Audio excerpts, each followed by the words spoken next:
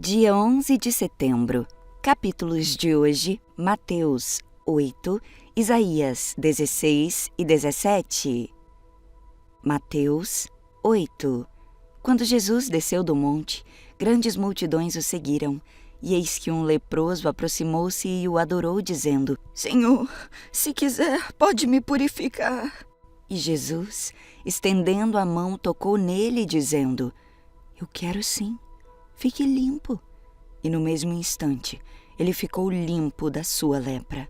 Então Jesus lhe disse: Olhe, não conte isso a ninguém, mas vá, apresente-se ao sacerdote e faça a oferta que Moisés ordenou, para servir de testemunho ao povo. Tendo Jesus entrado em Cafarnaum, um centurião se aproximou dele, implorando: Senhor, meu servo está na minha casa, de cama, paralítico, sofrendo horrivelmente. Jesus lhe disse: Eu vou lá curá-lo. Mas o centurião respondeu: Senhor, eu não sou digno de recebê-lo em minha casa, mas apenas mande com uma palavra e o meu servo será curado. Porque também eu sou homem sujeito à autoridade. Eu tenho soldados às minhas ordens. Eu digo a um: vai, e ele vai. E eu digo ao outro: venha, e ele vem. E ao meu servo: faça isto, e ele o faz.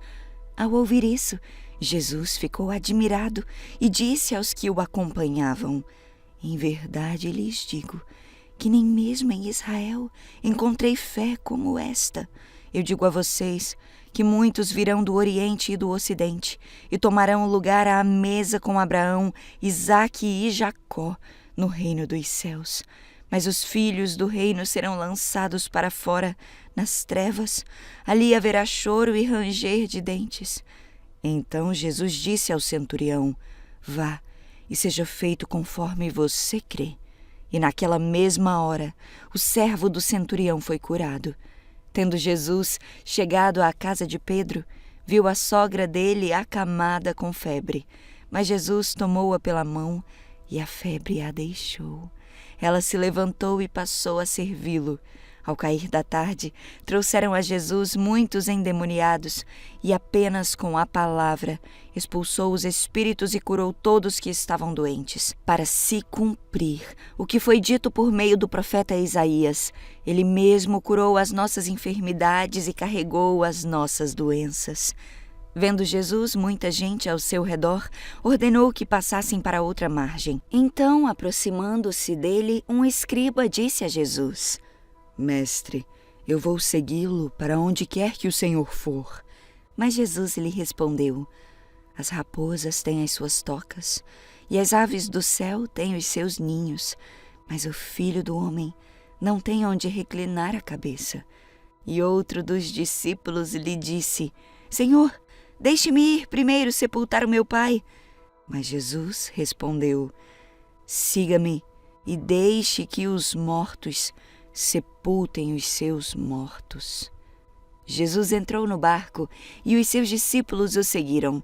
E eis que levantou-se no mar uma grande tempestade, de modo que as ondas cobriram o barco.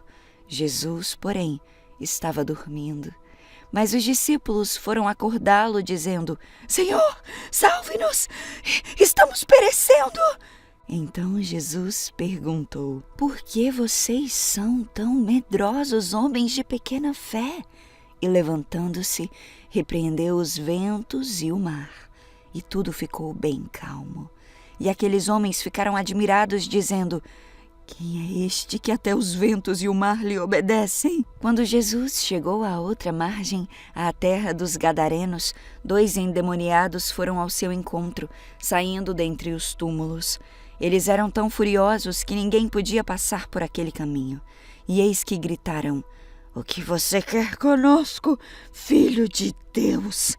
Você veio aqui nos atormentar antes do tempo. Uma manada de porcos estava pastando perto deles. Então, os demônios pediram a Jesus com insistência: Se você vai nos expulsar, mande-nos para a manada de porcos. Jesus disse: Pois vão. E eles, saindo, entraram nos porcos, e eis que toda a manada se precipitou despenhadeiro abaixo, para dentro do mar, e morreram nas águas. Os que tratavam dos porcos fugiram, e chegando à cidade anunciaram todas estas coisas e o que tinha acontecido com os endemoniados. Então a cidade toda saiu para encontrar-se com Jesus, e ao vê-lo, pediram-lhe com insistência que se retirasse da terra deles. Isaías 16. Enviem cordeiros desde Selá como tributo ao governante da terra. Envie-nos pelo deserto para o monte da bela Sião. As mulheres de Moabe foram abandonadas como aves sem ninho nas partes rasas do rio Arnon. Ajudem-nos, elas clamam, defendam-nos como uma sombra ao meio-dia, protejam os fugitivos, não nos traiam agora que escapamos, deixem que o povo de Moabe more com vocês, escondam nossos refugiados do inimigo até que passe o terror. Quando a opressão e a destruição tiverem terminado, quando os invasores inimigos tiverem partido, Deus estabelecerá como rei um dos descendentes de Davi. Ele reinará com misericórdia e verdade, julgará sempre com imparcialidade e buscará fazer o que é justo. Ouvimos falar da arrogante Moabe, de seu orgulho, sua altivez e sua fúria, mas toda essa soberba desapareceu. Toda a terra de Moabe chora, sim, todos em Moabe lamentam ao lembrar dos bolos de passas de Kir-Hareset. Não restam sequer. As plantações de Hesbom estão abandonadas, os vinhedos de Sibma, desertos. Os governantes das nações derrubaram Moabe, essa bela videira. Seus ramos se estendiam para o norte, até a cidade de Jazar, e se espalharam para o leste até o deserto. Seus brotos se estendiam tão longe para o oeste que atravessavam o Mar Morto. Por isso, agora choro por Jazar e pelos vinhedos de Sibma. Minhas lágrimas correrão por Hesbom e por Eleale. Não há mais gritos de alegria por seus frutos de verão e suas colheitas. Encerrou-se a alegria, acabou-se a celebração pela colheita. Já não haverá cânticos nos vinhedos, nem gritos de exultação. Ninguém pisará as uvas nos tanques de prensar. Acabei com toda a alegria de suas colheitas. O clamor de meu coração por Moabe é como o lamento de uma harpa. Estou cheio de angústia por Kir-Hareset. O povo de Moabe adorará em seus santuários idólatras, mas de nada lhe adiantará. Clamarão aos seus deuses nos templos, mas ninguém poderá salvá-los. O Senhor já havia anunciado essas coisas sobre Moabe no passado. Agora, porém, o Senhor diz: dentro de 3 anos, contando cada dia, a glória de Moabe chegará ao fim. De sua grande população, restarão uns poucos sobreviventes. Isaías 17. Mensagem a respeito de Damasco e de Israel. Recebi esta mensagem a respeito de Damasco. Vejam, a cidade de Damasco desaparecerá. Ela se tornará um monte de ruínas. As cidades de Aroer ficarão desertas, rebanhos pastarão nas ruas e ali se deitarão, sem que ninguém os espante.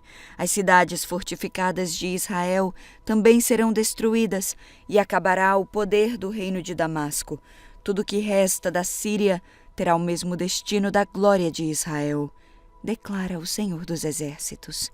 Naquele dia, a glória de Israel perderá seu brilho, seu corpo robusto definhará. A terra toda parecerá um campo de cereais, depois que os ceifeiros colheram as espigas. Ficará desolada como os campos no vale de Refaim, depois da colheita. Restarão apenas uns poucos de seu povo, como as azeitonas que sobram quando a árvore é sacudida. Apenas 2 ou 3 restam dos galhos mais altos, 4 ou 5 aqui e ali em seus ramos, declara o Senhor, o Deus de Israel. Naquele dia, enfim, as pessoas olharão para o seu Criador e voltarão os seus olhos para o Santo de Israel. Não buscarão mais a ajuda de seus ídolos, nem adorarão aquilo que suas próprias mãos fizeram. Já não se curvarão para os seus postes de Aserá, nem adorarão nos santuários idólatras que construíram. Suas maiores cidades ficarão como um bosque desabitado, quando a terra que os heveus e os amorreus abandonaram, quando os israelitas vieram para cá, tanto tempo atrás. Tudo ficará desolado, pois você se afastou do Deus que o salva, se esqueceu da rocha que o protege. Por isso, pode até plantar as melhores videiras e importar as mudas mais caras. Pode ser que elas brotem no dia em que as puser na terra. Pode ser que floresçam na manhã em que as plantar. Mas você jamais colherá delas uma uva sequer. Sua colheita será apenas tristeza e dor contínua. Ouça, as tropas de muitas nações rugem como ruge o mar. Escute o estrondo dos exércitos que avançam como ondas estrondosas. Embora rujam como a arrebentação na praia, Deus os calará, e eles fugirão como palha dispersada pelo vento, como folhas num redemoinho antes da tempestade. Ao cair da tarde, Israel espera, cheio de pavor, mas ao amanhecer, seus inimigos estão mortos. Este é o castigo merecido dos que nos saqueiam, o fim apropriado para os que nos destroem.